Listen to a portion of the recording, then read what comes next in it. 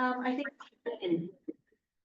we have 10 or 12 on the Zoom, and I'm not going to ask everybody to introduce yourselves, but if anybody has something they'd like to actually say that brought them here, that would be a great place to start. Just the people in the room for the moment.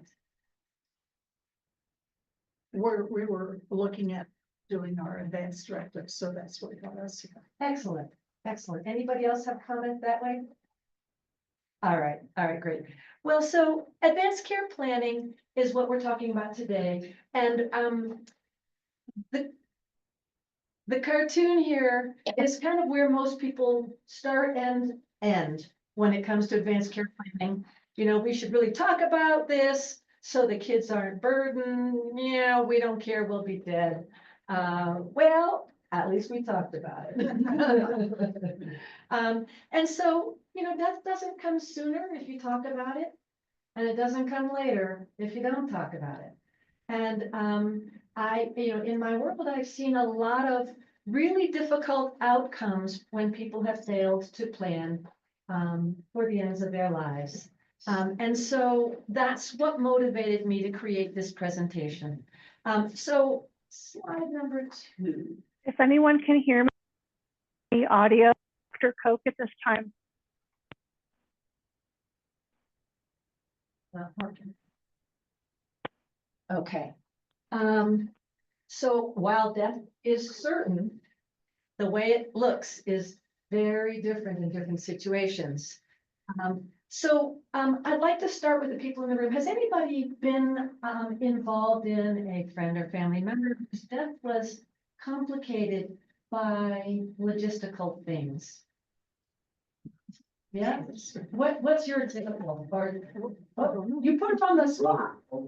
Just rather than hospice and all that. Oh, well, it's not, I've only had 2 experiences with hospice, and both have been very, very good. And one was actually in a hospice facility in San Diego, and one was a hospice at home. But everything flowed very well with hospice. Good. And I really advocate for hospice. Excellent. Any other input? Anybody on the Zoom who would like to raise their hand and be have their mute turned off to make a comment about their own experience with end of life for somebody that did not go well as a result of planning or failure to plan?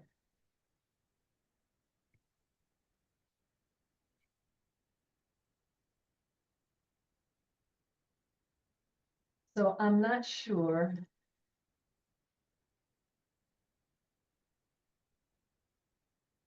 Hi, can you hear me? This is Jan Waters. Now I hear you. Okay, thank you. I recently lost my husband. He was at the end stages of cancer, and he was set to go into hospice on a following Monday.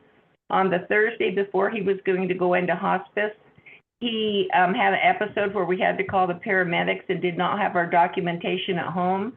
The paramedics had to give life-saving things. They ended up breaking his whole sternum, giving him resuscitation, and ultimately he died that same day. And it was definitely not what we had planned. We did have documentation through the cancer center, but I did not have it at home with me. And I want to make sure that I have mine. That is a perfect segue to my presentation. I could have planted you. Thank you. All right. So with that, we're going to jump right into the rest of the talk here. So I hope that what that short vignette teaches you is that planning for the end of your life is worth doing. So what we're going to talk about is how you make that happen, how you make sure your wishes are honored at the end of your life. So next slide. Thank you for doing slides for me. So we're going to start with some definitions because there's a lot of confusion around this. The first one is a fairly broad term called a durable power of attorney for healthcare. It's a comprehensive legal document that includes both what your wishes are, as in a suggestion for how you'd like to be cared for, and also identifies a person who will make your decisions for you at any time you become unable to make your own decisions. So a healthcare proxy is half of that. It's the half of that that just identifies who would make decisions for you should you become unable. The most common way a person becomes unable is by being unconscious. But the other way is to have dementia that has reached a point where two doctors or a doctor and a judge confirm that you are no longer competent to make your own decisions. You can't be declared incompetent because you fell and broke your hip. You can't be declared incompetent because you're undergoing life-threatening treatment and you're not feeling very well. Okay, so you don't have to think you're going to lose control by naming somebody else, because there are only very narrow reasons that that other person can make your decisions for you. And so a healthcare proxy can have a first and then an alternate and then a second alternate if you want to name more people. And as I've gotten older, I've realized the value of naming somebody younger than you. You know, my first advanced directive named my older sister. She's still healthy, but so am I. And by the time I meet somebody, I don't know if she'll still be healthy. And so naming somebody younger than you from a next generation or a niece or a nephew or something that gives you someone who's likely to be capable and competent when you need them. Now, if you're making your advanced directive and your children are 15, that's probably not a good choice. You might want to revise it 10 or 20 years later when they maybe have the wherewithal to be making your decisions for you.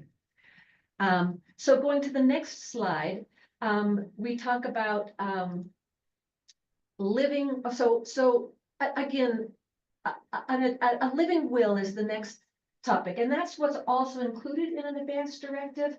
That's the other half of it. And a living will says, I don't want dialysis, or I do want dialysis. I don't want CPR, or I do. I don't want a feeding tube, or I do. You know, you get to check a bunch of boxes on what your wishes are. Again, keeping in mind, this will only apply if you are unable to communicate for yourself. And there's always going to be a default position of aggressive intervention, as we learned, even in somebody who's heading toward hospice, unless you can convince whoever's there that there's good reason not to have aggressive action. The living will doesn't apply to any other situation, just to be clear. You can't, like, I literally had a patient who's in her 80s, but completely competent, and her son wanted to take over decision-making for her. And I said, gee, that's really nice that you'd like to, but you don't have any authority. Well, I have her advanced directive and it names me. And I'm like, that's nice, but she's competent. So there is no way a family member would be able, or a named person would be able to take over decision-making until you were truly declared incompetent or unable to respond, literally. Next slide. Okay, so 5 Wishes is a document that's a little bit different than an advanced directive, living will, or healthcare proxy. And it's a form, and I meant to bring one down. You can look for them online, you can purchase one online, they're not expensive. But it's a very thorough and thoughtful end-of-life document that is legal, just like an advanced directive and a healthcare proxy. And what it does is allow you to specify things that might be more personal. Things like, you know, I want to be put in my favorite dress before I'm taken to the funeral home, or I want a cremation, not a burial, or, you know, it allows you to get very personal with your wishes. And it also allows you to sort of have parting comments for people in your life, like to my granddaughter, you know, I want to tell you this, or to my neighbor, I want to thank you for this. So it gives you room and gives you a formula, a format to do all of those things. It is legal in both California and Nevada, and some of the physician offices carry it. Our office does not, but many offices do. And so it's a great opportunity to get more specific in terms of a healthcare directive. The next slide talks about, that's an example of what the 5 Wishes looks like. And it's an example of some of the things that it gives you the opportunity to decide, in addition to a decision maker and what kind of medical treatments you don't want or do want, how comfortable do you want to be? In other words, if somebody has to err on the side of sedating you to make you comfortable, is that what you would like? Or would you rather have somebody make sure you don't get loopy on drugs as a result of needing comfortable care? You know, where are you on that spectrum? It allows you to be more specific about those things. And then it tells people how you'd like to be treated and what your loved ones should know about you. Next slide. You know, if this is what you want, that document allows you to create it. I love that slide. Okay, so there are some other terms that are found in some advanced directives that I just want to talk about. The term DNR or DNAR or AND are all terms that basically say, if I die, don't bring me back to life. Okay. As what essentially happened to the lady who gave us her initial story. What they don't do is prevent paramedics from doing what they did for that poor gentleman.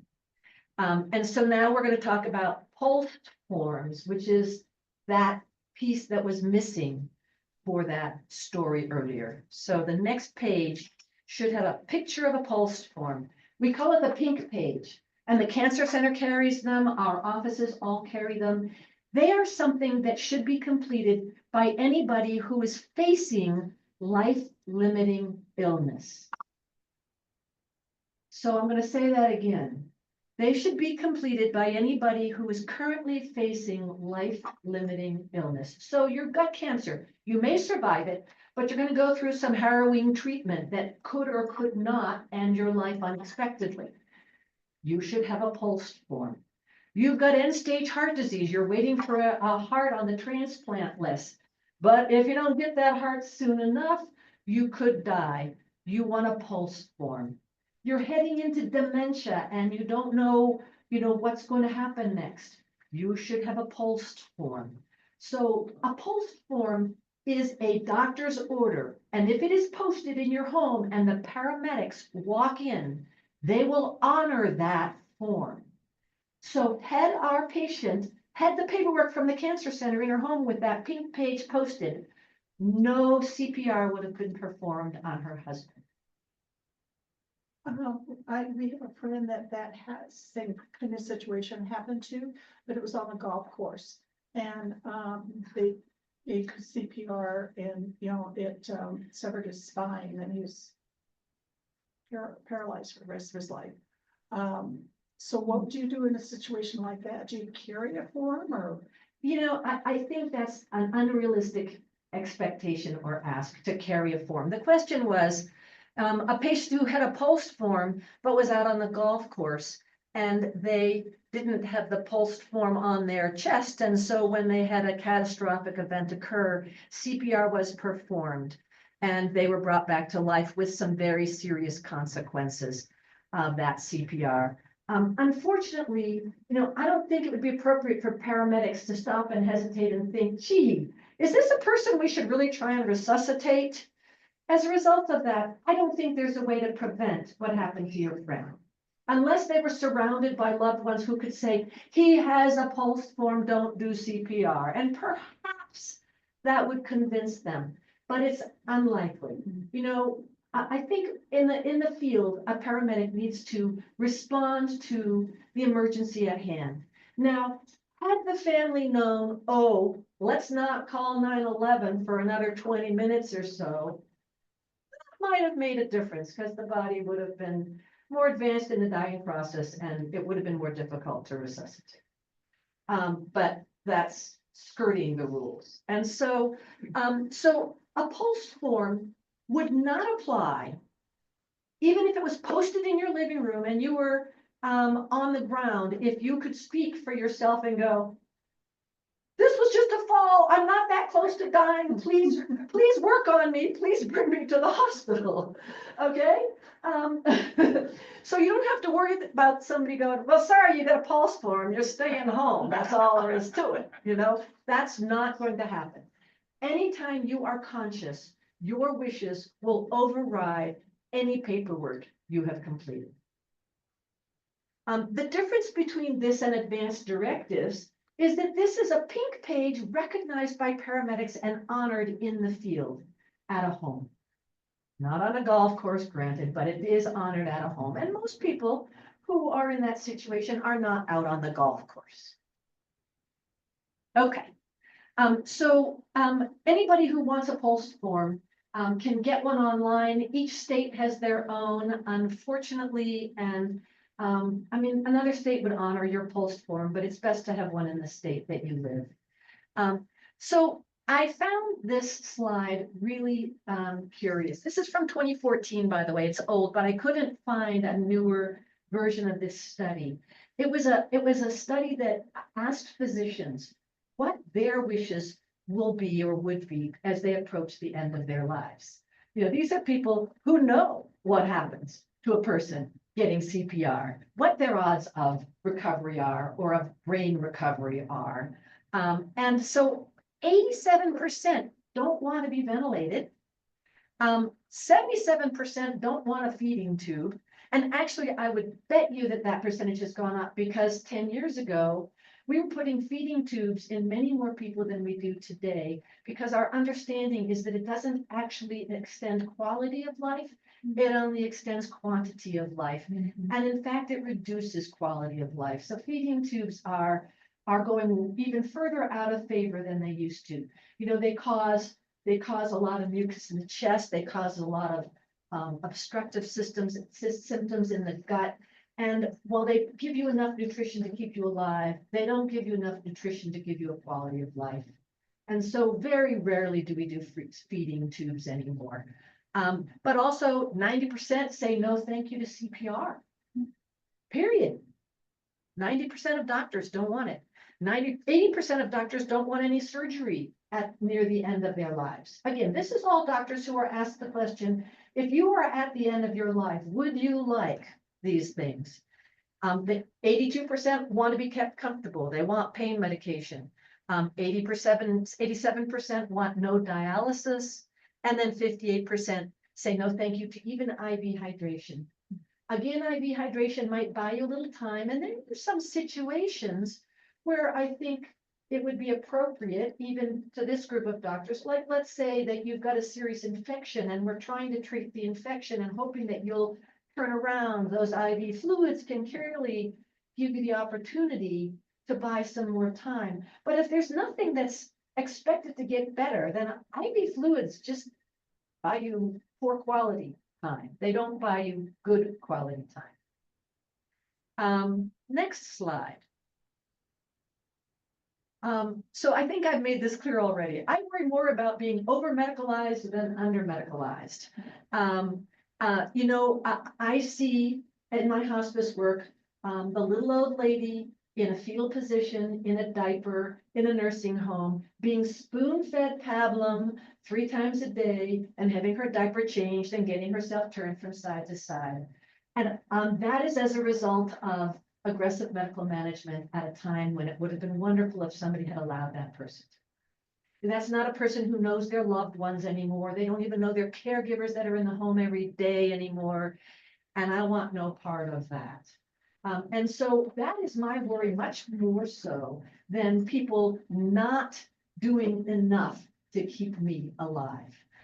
As a result of that, I have added to my personal advance directive verbiage that encourages the people making decisions for me if I'm not able, not to feed me unless I express an interest in food, not to give me antibiotics unless I have an infection. And it goes on. I mean, I don't want a vaccine unless it's to keep the people around me safe.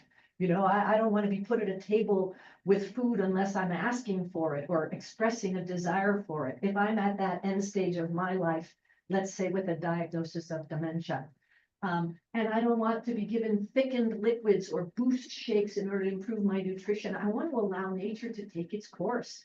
You know, if I choke on my food, well, maybe I'll get pneumonia and die, and I'm okay with that if I'm at a point where I'm not able to make my own decisions.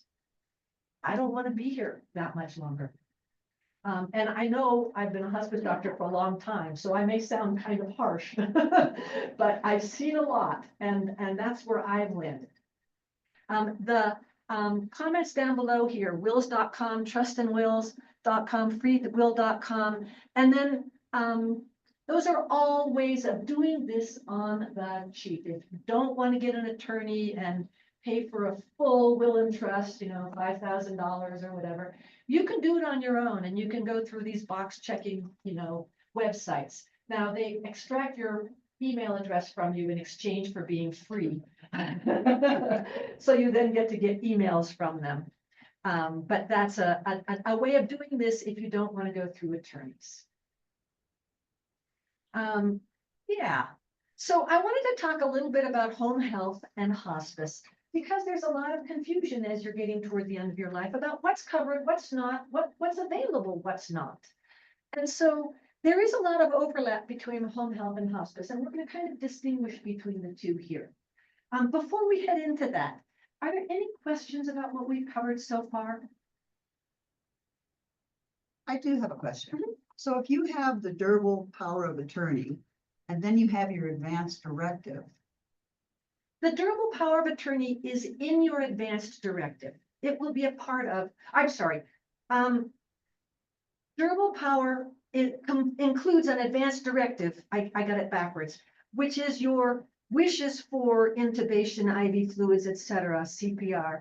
It will be in your advanced directive. It's a part of it. okay, Yes. Dr. Koch, you do have a question over here from Sharon, and it was about a previous slide. How does the process getting a judge need to occur? Okay, so if a person has become incompetent, or there's suspicion that they have become incompetent, that question is how is that determined? And so a physician determines that by doing a series of questions, and some physicians are comfortable doing that, others are not. And then so for healthcare purposes, this is going to get a little complicated, so forgive me. But for healthcare purposes, if a person is able to verbalize or in some other way communicate with their head nodding or with a head shaking, that they understand their situation. Let's say they understand I've got end-stage cancer and I'm going to die from this. Do I want to try chemotherapy to extend my life? If they are able to say, I understand that I have cancer, and I understand that the treatment may not cure me, but it might make me live longer, and this is what I wish, that's actually the bar for medical decision-making. But a judge would need to be involved if you were talking about financial decision-making. And that requires literally going before a judge and having two doctors' opinions and then a judge making a decision. It's removing somebody's competency, and that's a big deal. That would be the time a lawyer got involved. Medical decision-making is truly based by a bedside conversation. And you might have a patient who is lucid one moment and not lucid the next, but if you catch them at a lucid moment and they are able to verbalize that they understand and convince you that they understand the question you're asking and what the consequences of their answer are, they're competent to make their own decisions. Mm-hmm. Did that answer the question? Yes, thank you. Okay, and so to get a copy of the 5 wishes, I know the Tahoe City office carries them, the primary care office in Tahoe City, but you can also go online and just order one online. 5 Wishes will mail you a copy. It's called 5wishes.com. Yeah. Were there any other questions I missed in there? Not in the chat. Okay, all right, great. So now we'll jump into hospice versus home health. So next slide. This is first, we're going to talk about home health. Home health services are covered by virtually every insurance, including Medicare. In order to be eligible for home health services, you have to have confinement to home, which means, quote unquote, considerable or taxing effort is required to leave the home. So if you use a walker, that's not really considered taxing effort. But if you're in a wheelchair that might be considered taxing effort. On the other hand, some people have lived their whole lives in a wheelchair. And so, there are nuances there. If a doctor says, would be a taxing effort for this person at this time, they can qualify for home health services. And then you have to have a condition that from which you are expected to improve, if not fully recover. So they don't do what we would call custodial care, with very few exceptions. Those exceptions are things like dressing changes or port or catheter care for somebody who is homebound. Did you have a question? Okay. All right. So in general, a home health candidate is going to be someone who is temporarily limited to their home due to a medical condition that is expected to get better. And then it is expected that they will no longer need those home health services. Next slide, again, talking about home health. Home health services include nursing care, home health aides that can help with showering. It includes visits up to a few times a week. There can be some social work assistance for getting additional support that's needed. It can include physical therapy, occupational therapy, and speech therapy. These services generally are expected to last from days to weeks, not months to years. And they do not substitute for caregivers. To be very clear, caregiving by home health is going to be a few times a week for a few hours. So it is not a substitute for in-home caregiving. Next slide. Okay, so sometimes nursing visits are 30 minutes. Sometimes they're as long as 2 hours. They don't do windows. They don't do grocery shopping, laundry, cooking, or housekeeping services. They don't transport patients to appointments. And they don't provide durable medical equipment, like if you need a hospital bed or a walker or a bedside commode, they don't provide those services or that equipment. And they don't provide the around-the-clock care. Yeah. What's been your experience with the VA and getting some of this done? Because I know in some cases I've seen where the VA will come in and do a lot of this and provide a special bed and all kinds of things for vets. That's correct. The VA services are more robust than Medicare-related home health services. And so that was the question, was what about VA services? VA services are much more robust. I don't know all the ins and outs of what they provide, but they are much more robust than. But somebody is taking care of working with a vet, they need to know that that person Correct. could have all those options. That's correct. If somebody is a veteran, we always tap into those resources. Yeah. Veterans, for example, I know can have some in-home caregiving for much more hours, not full-time, but many more hours than Medicare covers. Next slide. This is switching over now to hospice care. And hospice care is covered by most or all insurances. A patient must have a condition from which they are not expected to recover, and which is likely to cause their death within 6 months under usual circumstances. Now, I will just say that I have had patients on my hospice service who graduated after a year, meaning they didn't die, they graduated. And so just because you go on hospice does not necessarily mean you are destined to die or that you will die more quickly. In fact, hospice services have been shown in certain conditions, like certain cancers, to extend your life expectancy rather than shorten it. And the theory behind that is that you're getting no more chemotherapy or radiation therapy, which has the rare silver lining of extended life and the more common outcome of shortening your life. And then also you're getting very personalized services directed to your specific needs. And so it doesn't guarantee a 6-month life expectancy, but that has to be the expectation for the average person with that condition.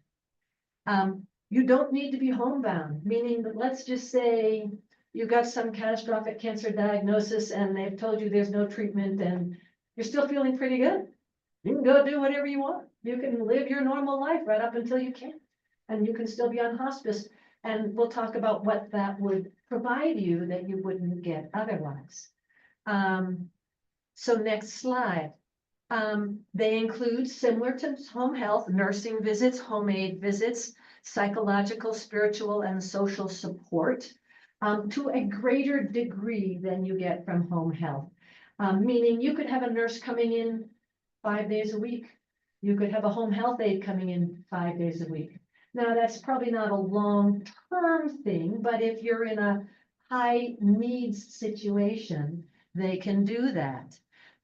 They also include volunteers that can help support the patient and their family throughout the process from start to finish, including for the entire year after a person dies. The family is supported, the identified family is supported, whether it's a spouse or a friend or whatever it is, that circle of support that patient had is guaranteed counseling and spiritual support for a full year after death.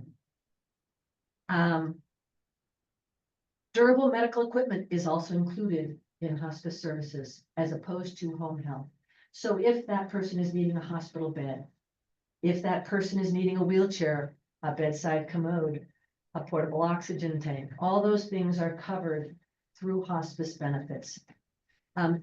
Also, similar to home health, the visits can be 30 minutes or 2 hours, but they can happen more frequently. And sometimes there can even be continuous care for as long as needed, up to 24 hours if somebody is imminent and needs round the clock intensive support from the nursing team. That doesn't happen very often, but it certainly is an option. Again, hospice does not include, at the top there, I forgot. Medications that are related to the hospice diagnosis are covered and delivered to your home. Again, for anybody who's dealt with somebody having a lot of health issues, getting everything together to keep that person going can be a full-time job. And having the medications be automatically ordered and shipped and delivered and arrive at your door is a real godsend. In addition to the cost of them being covered. What's not covered is if you have if your medical condition that qualifies for hospice is cancer and you have a heart problem as well, your heart pills aren't covered by the hospice team. So it doesn't cover every medication that you take, but it takes care of the ones that are related to your diagnosis. Again, hospice services don't include grocery shopping, laundry, cooking, housekeeping, or transportation, but if you allow a volunteer in the home, volunteers can run errands for you. They can't transport you. They're not allowed to drive you places for, insurance purposes. But if you need a script picked up at the pharmacy, they can run to the pharmacy and get it. Or if you need something like that. Did you have something you wanted to say? Okay, all right. They can provide that. Next slide. So neither home health or hospice provide extended lengths of time in your home, such as overnight stays or multi-day stays, as we talked about, with the exception of absolute imminent end-of-life hours. If a patient is on hospice, there is one caveat to that, which is that, let's say, the caregiver situation falls apart, or the patient has symptoms that we're just not able to get managed well in the home. A patient can, while on hospice, be admitted to the hospital for up to 5 days for what we call respite care, to give the caregiver a little break and to provide an improved management of symptoms if that's a part of the need.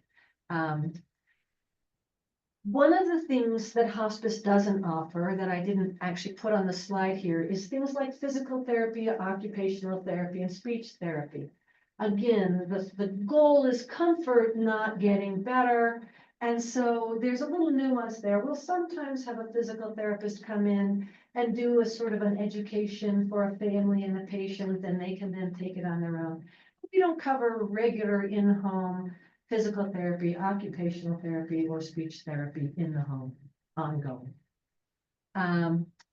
Next slide.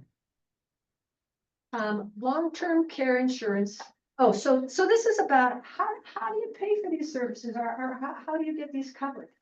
And so long-term care insurance is helpful if you've got it, but even if you have it, they often have pretty limited resources, meaning financially, they may not even cover the cost of an assisted living facility or an in-home care person.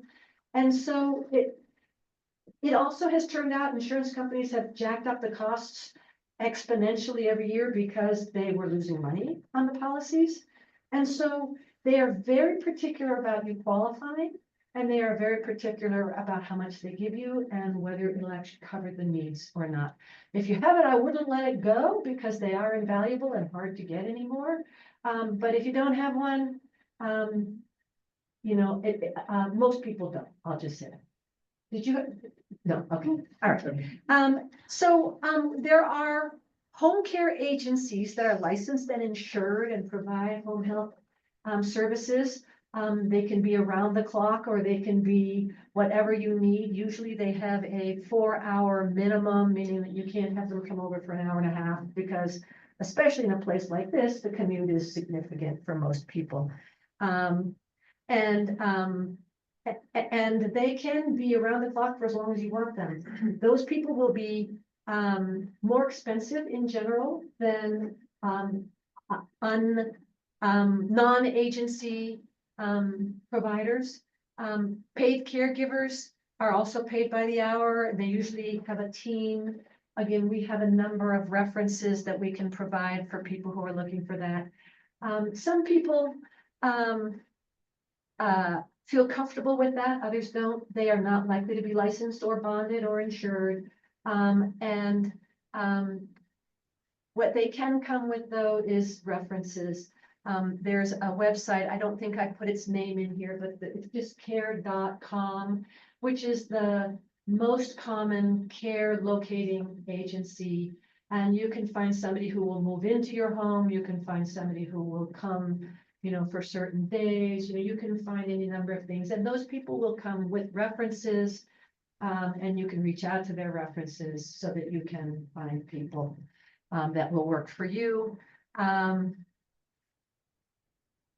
Yeah, some people opt for a full-time caregiver. They'll hire somebody who simply moves in and becomes like a member of their family. And they help with the needs that are there. And they would receive a wage in addition to room and board.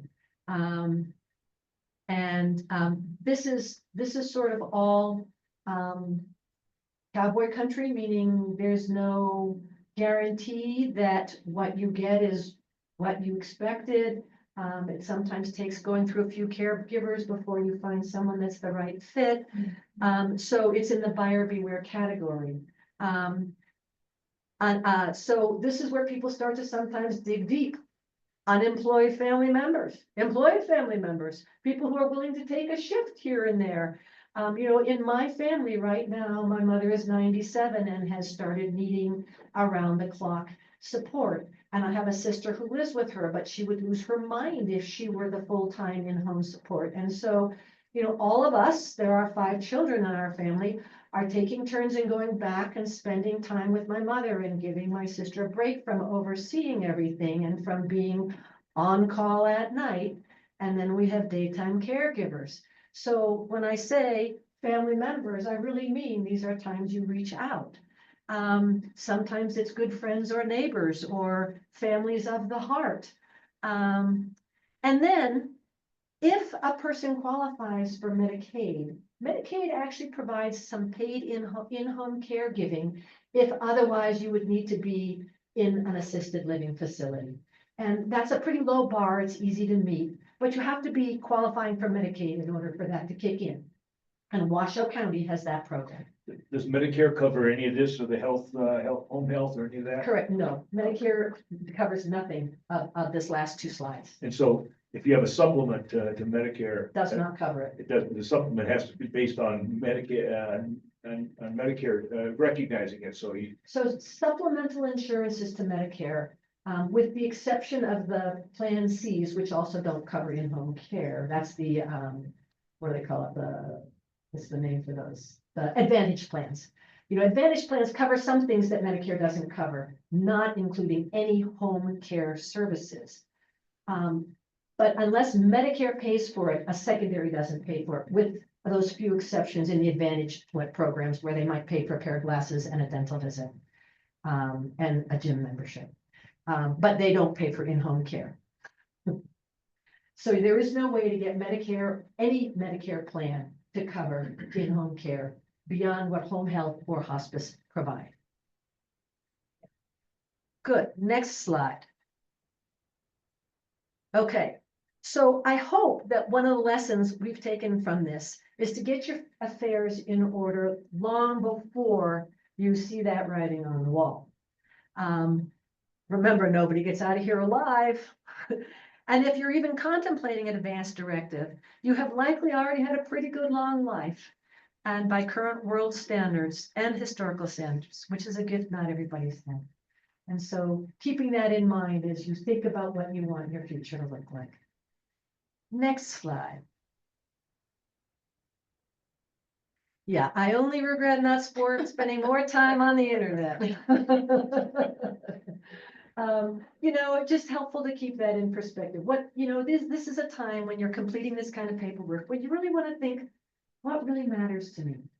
What really matters to me? You know, in that advanced directive that I talked about, that I have modified, I say things like, you know, if I have dementia, I may not be thinking about the consequences of me staying alive longer, but that right now matters to me, which is why I don't want you to do anything to keep me alive longer, even if I seem happy in my dementia, because by then I'm not thinking about what it's going to cost, who's going to pay that price, what the emotional burden is to my friends and family.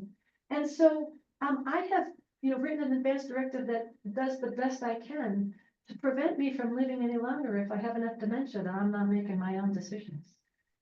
Yeah. Next slide. So this is a little bit off topic, but not entirely. This is a medical aid in dying, which is a legal way to end one's life. This is legal in California. It's not legal in Nevada. But there's a law that's just been dropped, or there's a proposal just been dropped in the legislature that will go through this year's legislature in Nevada. It went through last year as well, and it got passed by the legislature, but vetoed by the governor. And so it may, at the end of this term, be approved by the governor if it gets through the legislature again, in which case Nevada will also have medical aid in dying as an option. And so medical aid in dying is an option for people who live in a state where it's legal, who are 18 or over, who have a life expectancy of 6 months or less, based on 2 physician opinions, and who don't have a severe enough mental illness to be unable to comprehend what they're doing, and have the ability to ingest medication through their digestive tract, to request and obtain a medication that will allow them to choose the time and place of their death. And I just bring this up because this needs to be something people consider as they're facing those end-of-life decisions. And it's something that is kept private. It is something that still leaves on the death certificate the diagnosis that qualified you for hospice services or for end-of-life medication. In other words, if you have end-stage cancer and the typical person has been through every chemotherapy and radiation therapy treatment there is available and desperately wanted to live, but finally has been told there's nothing left we can do, and you don't want to linger in a severely incapacitated state, it gives you the opportunity to obtain a prescription for medicine that you can drink down and be dead quickly. Yeah. How does that affect if you have a life insurance policy for You somebody? died of your underlying cancer. You didn't die of suicide. Correct. It is not considered suicide. Its old name was physician-assisted suicide, and they eradicated that name because of that confusion. And no state currently has a requirement that medical aid in dying be noted on the death certificate. Any idea why something like an injection of morphine is not, I mean, that doesn't have anything to do with the medical, of it being able to adjust it. But morphine is a pretty nice way to go, I think. Political heebie-jeebies. Political heebie-jeebies, absolutely. So why can't an IV medication be used to bring somebody's death on? You know, in Europe, that's allowed in some countries. In the US, they want to know that the person is doing it voluntarily, which means they want that person to be holding that cup or at least choosing to swallow that medicine. Now, if you get into the nitty-gritties, it actually could be if somebody has an ostomy tube, it could be put in through their ostomy tube. If somebody has a rectal tube, it could be through their rectal tube. So it actually doesn't need to be swallowed, but the political scene in this country is such that most politicians are not comfortable with an IV. Not to mention the fact that lethal injections haven't gone that well in the legal system. And this is bomb-proof. Nobody's ever survived medical aid and dying. Yeah, next slide. Yeah, you got 6 months to live, but with aggressive treatment, we can make that seem a lot longer. So I would love to take questions, and I'd love to start with here in the room, and then we can go to the Zoom. Yeah, I have a question about palliative care. You didn't mention it, and I always see that as sometimes before hospice, and it's such a wonderful service, and Yeah. it sounds like you're a provider for it. I am. That's correct. So the only reason I didn't mention it is because it is something that happens before you are at that end of life stage. Now, the interesting thing is that palliative care has gotten so good that people are actually delaying admission to hospice because they don't need the support, they're already getting it. And so it probably should be added to the slides, and I hadn't really thought about it. You know, palliative care is care for people facing life-limiting situations, but not necessarily at the 6 month or less point. Right. And many people who go on palliative care are on it not because they're expected to not survive, but because it's going to be a rough road ahead, and they want the extra support going through that difficult time. So that, you know, I like to say that the oncologist or the transplant doctor is focused on your lung or your cancer, whereas the palliative care doctor is focused on your pain, your nausea, your weakness, your fatigue, your not sleeping, your lack of appetite, whatever it is. And they're worried less about that bigger picture cancer. Obviously, they collaborate with your other doctors, but they are focused, laser focused on your symptoms. And so it is not unreasonable. I mean, palliative care is also compatible with every other treatment other than hospice. So you can be getting palliative care while you are on cancer treatment, on a lung transplant list, while you are getting home health services. And palliative care is also a little more limited in that it's in-office care. As long as you can come to the office or do a video visit, you can get that care, but they don't do anything in your home other than ordering home health services. I know in the Bay Area that palliative care will come into your home, and they offer such wonderful family support as well as for the patient support. But I'm wondering if we have that in our community. You're saying So- you do this, but I don't know how you would get on it if you Sure. needed to. So palliative care in our community does not include any in-home care, and only a very small percentage of palliative care programs include in-home care. And it is essentially a loss leader for hospice. In other words, the agencies that provide in-home palliative care are usually hospice agencies, and they're capturing the business. So it's a business decision to offer in-home palliative care. Because Medicare and insurances don't pay for in-home palliative care. So they're doing it either out of the goodness of their hearts or for their bottom line. And so up here, we don't have any in-home palliative care, but home health works closely with our palliative care providers, and I'm one of them. And so we get a similar effect to palliative care with in-home services. Thank you. Yeah, great question. Any others here in the room? One thing we discovered, we were starting to fill out the paperwork, And then we found out it's really important to discuss a lot of this stuff with the person that, like, she's my first, the first choice. And so we started discussing, what we would want to have and not have, not just what's on here, but having the discussion so they can make a decision. To follow your wishes, even though it's not technically written out the way, the doctors like to see it. I think that's a great point. When I'm in the office talking to a patient about advanced directives, I always say, make sure the person you're naming knows what your wishes are. Hence the book, Death Over Dinner. It's a fabulous book, Death Over Dinner. And it just talks about ways of bringing it up in a sort of non-threatening way to friends and family members, and just opening up the discussion. As I said at the very beginning of this talk, death doesn't come later for not talking about it, and it doesn't come earlier for talking about it. And so talking about it just makes it a kinder, gentler, more positive experience for everybody involved. And there's another great book called The Art of Dying Well.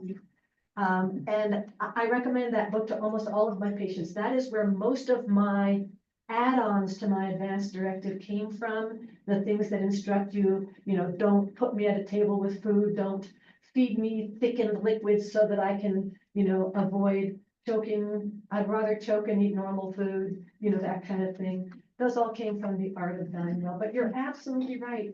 You want the people who are making decisions for you to understand what matters to you. I mean, one of the questions I say is, talk to your decision makers, children or whoever they are, about what kind of a betting person you are. So for example, if you've had a head injury and the doctor says, oh man, there's not a very good chance of them recovering with any functioning of their brain that's, that will allow them to live independently. Well, what kind of a bettor are you? You want those odds to be less than 10%? You want them to be less than 50%? I do that with a little humor because obviously we never know. You have to inject humor into that kind of conversation. But are you someone who would really like to fight if you think there's a reasonable chance? And how reasonable is a reasonable chance? Because the truth is, I don't think there's ever going to be a doctor that's going to say there's zero possibility that your brain's going to recover. So your family will have to make that decision if you're ever in that kind of situation. Great questions. Thank you. Online, any additional questions?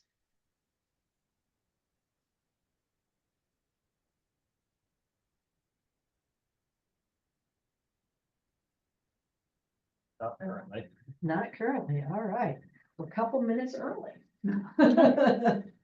Can you tell the names of the books again? Yes, the first book I mentioned was Death Over Dinner. And the second book I mentioned was The Art of Dying Well. Thank you. Yeah. Dr. Joy, I have a question. Yes. Hi. Can you talk a little bit more about the POLST form? And I'm torn about I'm working on this for my mother, and the issue of, attempt CPR, do not, and then versus DNR. I've got a situation where she's small and frail and is worried about CPR, being quite damaging, as someone mentioned earlier, happened to someone they know. But she still might want selective treatment, but that isn't an option, is it? Yes, You it have to is. go for full CPR. It says you require full treatment in Section B.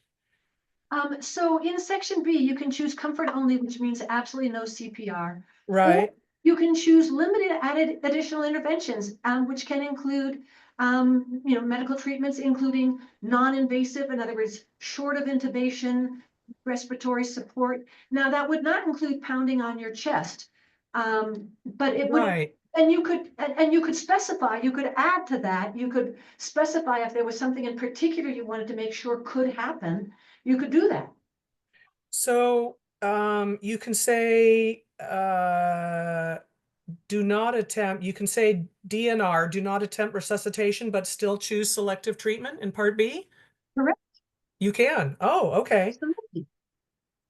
Yeah, I mean, you know, if the person you're talking about with the form has already died, their heart has stopped and they're not breathing, Part B doesn't matter. Right, sure. Right. But if they're still have a heartbeat and breathing, then they can be transported to the hospital and have all the other interventions short of intubation, short of resuscitation. Okay. Okay. All right. For some reason, I thought that they were exclusive. No, Very good. Okay. Excellent. Thank you. absolutely. Any other questions from the Zoom audience?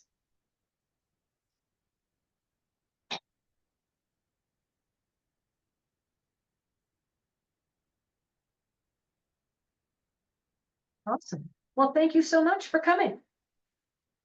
Thank you for doing it. Yeah, absolutely. I just sit around a few more minutes if anybody has any additional questions that maybe didn't want to talk about in the group.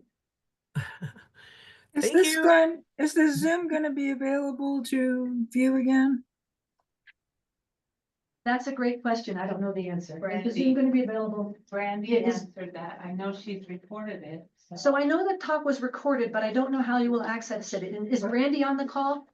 I'm here. Yes, I can email the recording out to all of the people who would put their email address in the chat, please. Oh, boy, okay. Um, There you go. So you guys are in the chat, but we could take a list of email addresses if anybody else wants this talk sent to them. Let's see, I can. Okay. We could use the back of one of these. You want to just use this? All right. So if you want a copy, if you want to give me your email address, we will, if you want a copy of the talk. If you don't care, we were just here for it. You know, that's fine. Does anybody want a copy? Yeah. You've got pens and paper? All right. So I recently had treatment under, with somebody from, what's it? One of the healthcare facilities down in Reno area, and. Northern Nevada. Well, it's not spies, it's something like spies, I don't know what to say spies, but they, Swift. It's close, but they asked me if we had a health